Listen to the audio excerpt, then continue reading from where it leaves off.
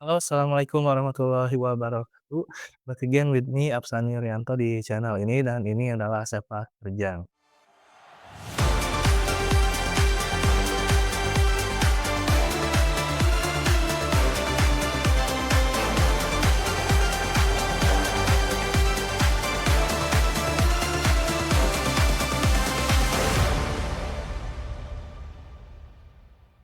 Kabar berita datang dari Piala Presiden, updatean Piala Presiden tentunya yang masih bergulir, turnamen pramusim yang cukup bergengsi di Indonesia. Tanggal 26 Juli 2026 kemarin digelar pertandingan antara Persebaya Surabaya melawan Persija Jakarta di Stadion Gelora Bung Tomo.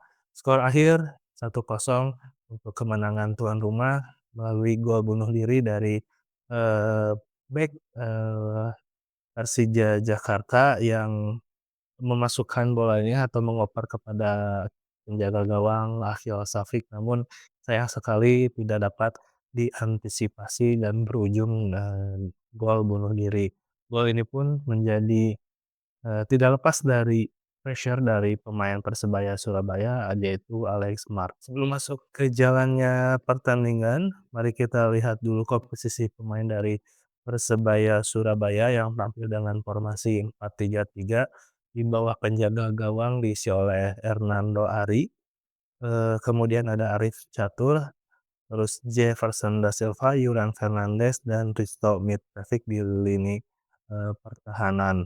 Untuk sektor tengah diisi oleh Ricky Pratama, ada Tony Firmansyah dengan sang kapten Francesco Rivera berperan sebagai gelandang serang sekaligus sebagai penghubung permainan. Sementara di lini depan ada Malik Rizaldi dan Miguel Pereira yang didukung oleh Alex Martin sebagai ujung tombak. Di kubu tamu, Persija Jakarta juga tampil dengan formasi 4-3-3 di bawah besar gawang ada Muhammad Akhil Safik, dipercaya menjaga gawang dan dikawal oleh Dennis Kollinger, Ilham Rio Fahmi, Muhammad Fajar Faturrahman, dan Radovan Pankov di lini pertahanan. Lini tengah Persija sendiri diisi oleh Fabio da Silva, ada Vigo Danis dan Agi Firmansyah, sedangkan trio penyerang diisi oleh sang kapten Axel Runtukahu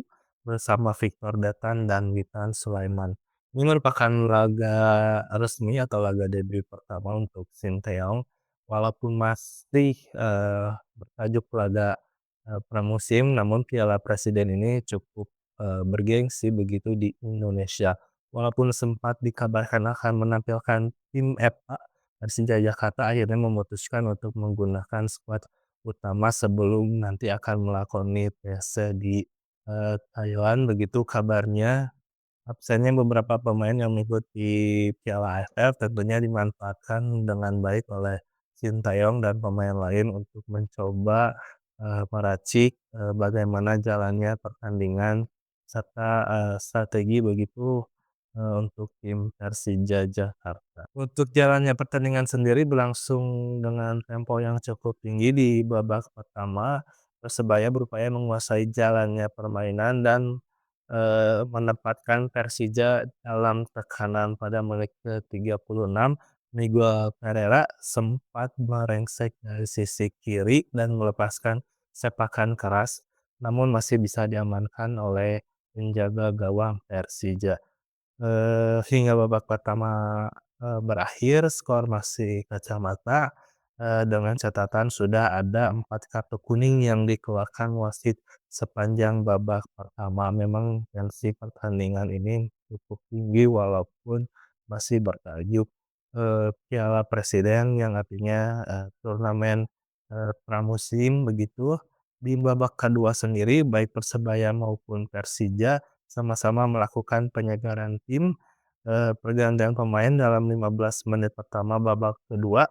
Persebaya sudah melakukan pergantian, sementara Persija bahkan melakukan hingga 4 pergantian pemain. Namun, kebentuan justru hadir bagi Persebaya Surabaya, bukan lewat gol dari pemain Surabaya, maksud saya, bukan dari skema permainan yang apik, melainkan blunder dari kubu Persija pada menit ke-63.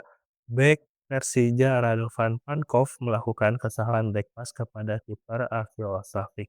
Bola yang seharusnya mengarah ke penjaga gawang justru bergulir jauh dan tidak terjangkau oleh penjaga gawang Persija Jakarta Akhil Safik. Walaupun demikian, peran Alex Martin yang mencoba mempreser pemain, Persija Jakarta dalam hal ini, Pankov dan Akhil Safik, perlu mendapatkan kredit.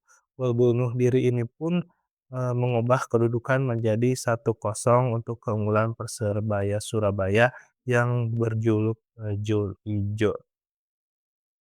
Dalam kondisi tertekan, Persija Jakarta berusaha keras memberikan tekanan balik kepada pemain Persebaya, namun covernya, lini pertahanan yang, dikomandai oleh Yoran Fernandes yang sebelumnya bermain untuk PSM, ini cukup, kokoh dan sulit ditembus oleh tim macan Kemayoran. Hingga peluit panjang dibunyikan, skor tidak berubah, tidak ada gol tambahan baik untuk Persija Jakarta maupun Persebaya. Dengan ini, Persebaya Surabaya unggul 1-0 dan mendapatkan, 3 poin, di grup B.